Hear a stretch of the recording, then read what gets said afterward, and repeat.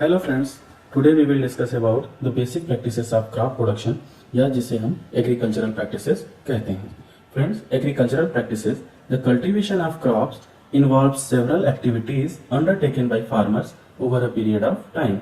Friends, agricultural practices involves several steps like preparation of soil, sowing of seed, adding manures and fertilizers, irrigation, protecting from weeds, harvesting and storage.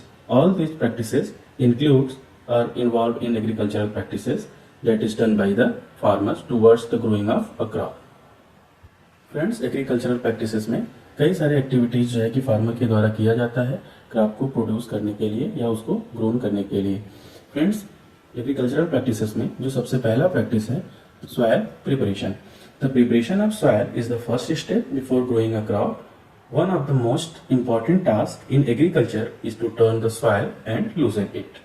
Friends, preparation of soil जो है animals के द्वारा पहले यानी कि पहले के time में या ट्रेडिशनल मेथड अगर हम देखें तो ऑक्स के द्वारा सम पार्ट ऑफ कंट्री में जो है कि बफेलोस के द्वारा और कैमल के द्वारा भी इसको मिट्टी को लूज किया जाता है, यानी खेत की जो जुताई है वो एनिमल्स के द्वारा भी। और अगर आज के टाइम में हम देखें तो अलग अलग जो है कि मशीन से चलने वाली या ट्रैक्टर से चलने वाली अलग अलग कल्टीवेटर है या रोटावेटर है जिससे मिट्टी को लूज किया जाता है। फ्रेंड्स, प्रिपरेशन ऑफ सॉइल सबसे ज़्यादा जरूरी इसलिए है क्योंकि इससे जो फर्टिलाइजर है या जो उर्वरक खेत में डाला गया है वो अच्छे से सॉइल में मिक्सअप हो जाता है और साथ ही साथ मिट्टी जो है जो सख्त मिट्टी है वो लूज हो जाती है, जिससे कि पौधों के द्वारा जो न्यूट्रिएंट्स हैं या जो वाटर है वो मिट्टी में ठीक से एब्जॉर्ब होता है और साथ ही साथ जो पौधे हैं वो उसको जो है कि अच्छे से टेकअप कर पाते हैं।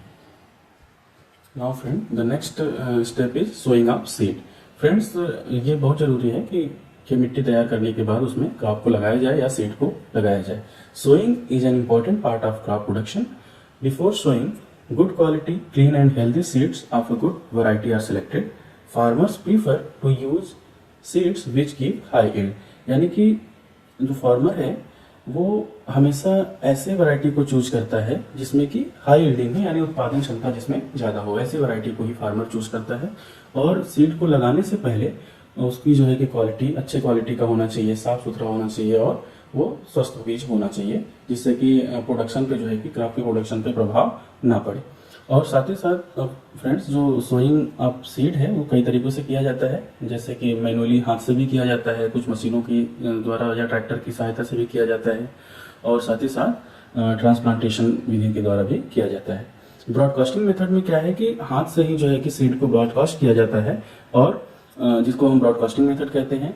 ड्रिलिंग में जो है कि अलग अलग टूल्स के माध्यम से जो है कि इसमें सीड को एक लाइन में और एक प्रॉपर डेप्थ में लगाया जाता है। ट्रांसप्लांटेशन मेथड में जो है कि सबसे पहले पौधे की नर्सरी तैयार की जाती है और नर्सरी तैयार करने के बाद पौधे को जब जो सीडलिंग है वो थोड़ा मैच्योर हो जाता है तो आफ्टर मैच्योरेशन जो है कि उसको दूसरे जो खेत है या फील्ड है उसमें जो है कि ट्रांसप्लांट कर दिया जाता है। नाउ फ्रेंड्स, अब हम बात करेंगे कि एडिंग मैन्योर एंड फर्टिलाइजर। ये बहुत जरूरी है पौधे की ग्रोथ एंड डेवलपमेंट के लिए, उसके प्रॉपर अच्छे से विकास के लिए उसमें उसको पौधों को पर्याप्त मात्रा में न्यूट्रिएंट्स का मिलना बहुत ही जरूरी है।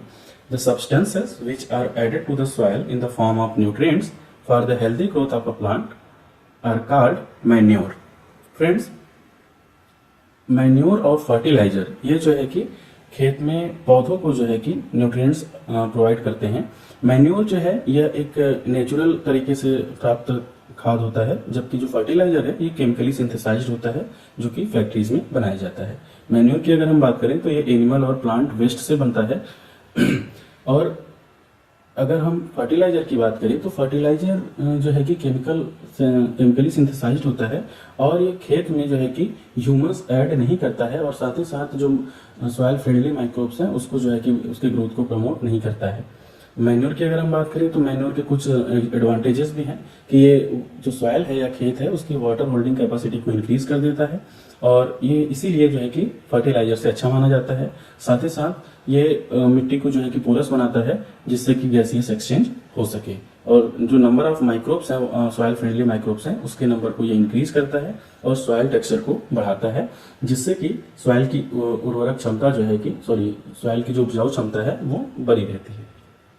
फ्रेंड्स नेक्स्ट पॉइंट है इरिगेशन। खेत पौधों की प्रोडक्शन को अच्छे से प्रोडक्शन हो उसके लिए बहुत ही जरूरी है सिंचाई करना, यानी समय समय पे फार्मर के द्वारा जो है कि खेत की सिंचाई या क्रॉप की जो सिंचाई है उसकी की जाती है, जिससे कि फसल जो है कि ठीक से तैयार हो पाता है। The supply of water to the crops at regular interval is called irrigation, यानी पौधों को जो है कि समय समय पर उसको पानी देने की जो प्रक्रिया है उसको हम इरिगेशन कहते हैं।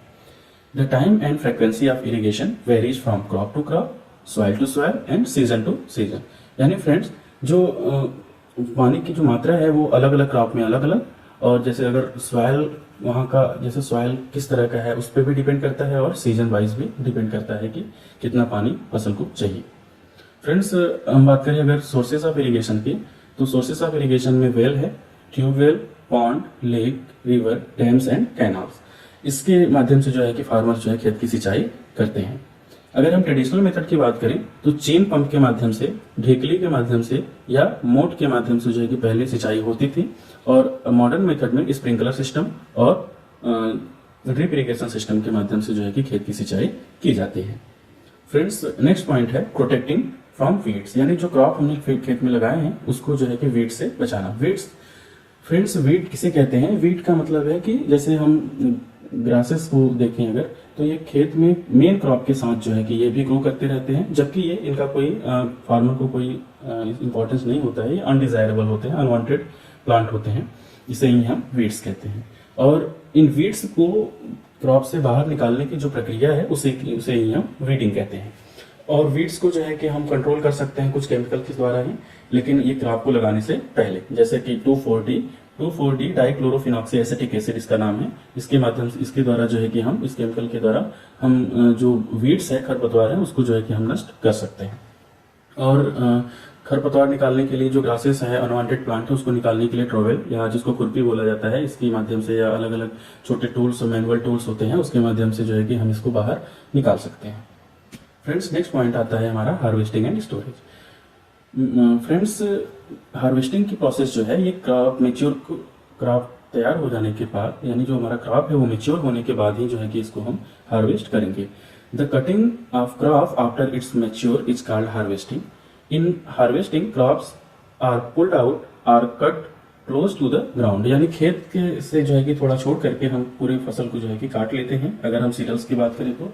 और हार्वेस्टिंग में अगर हम वेजिटेबल की बात करें तो हर उसमें जो है कि हैंड पिकिंग मेथड से जो है कि टोमेटो हो गया, ब्रिंजल हो गया या बाकी अदर जो फ्रूट्स हैं या वेजिटेबल्स हैं उसको हम हैंड पिकिंग मेथड से जो है कि उसको हार्वेस्ट कर लेते हैं।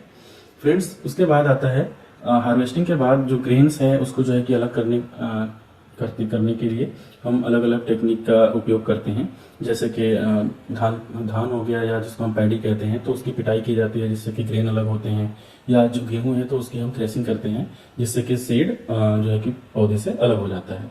और अगर हम वेजिटेबल्स या फ्रूट की बात करें तो इसमें जो है हैंड पिकिंग मेथड से इसको अलग किया जाता है। इन सब प्रक्रियाओं को हम बोलते हैं हार्वेस्टिंग, यानी खेत से फील्ड से क्रॉप को अलग करने की जो प्रोसेस है उसको हम क्या कहते हैं? हार्वेस्टिंग। एंड उसके बाद आता है स्टोरेज। फ्रेंड्स क्रॉप को हार्वेस्ट करने के बाद जो भी ग्रेन्स प्रोड्यूस हुआ है उसको हम अलग अलग गनी बैग्स यानी जूट के बैग में या छोटे छोटे बोरियों में हम उसको स्टोर करके रख देते हैं, या जो है कि अगर हम बड़े पैमाने पे बात करें तो बड़े बड़े कंटेनर्स होते हैं जिसको सिलोस बोला जाता है। इन सिलोस में जो है कि कई टन जो है कि एक सिलोस में जो है कि अनाज आ जाते हैं, उसमें जो है कि स्टोर करके रख दिया जाता है। ग्रेन स्टोर करने में महत्वपूर्ण बातों का ध्यान रखना होता है कि उसमें जो है कि नमी या मॉइस्चर ना लगे, और साथ ही साथ उसमें कुछ जो है कि पेस्ट मारने वाली दवाइयों का भी यूज किया जाता है, और या तो हम उसमें नीम की पत्ती को भी रख सकते हैं जिससे कि कुछ उसमें इंसेक्ट वगैरह का प्रभाव ना हो। तो फ्रेंड्स ये था एग्रीकल्चरल प्रैक्टिसेस। आई होप आपको समझ में आया होगा। Thank you. Please like, share and subscribe the channel.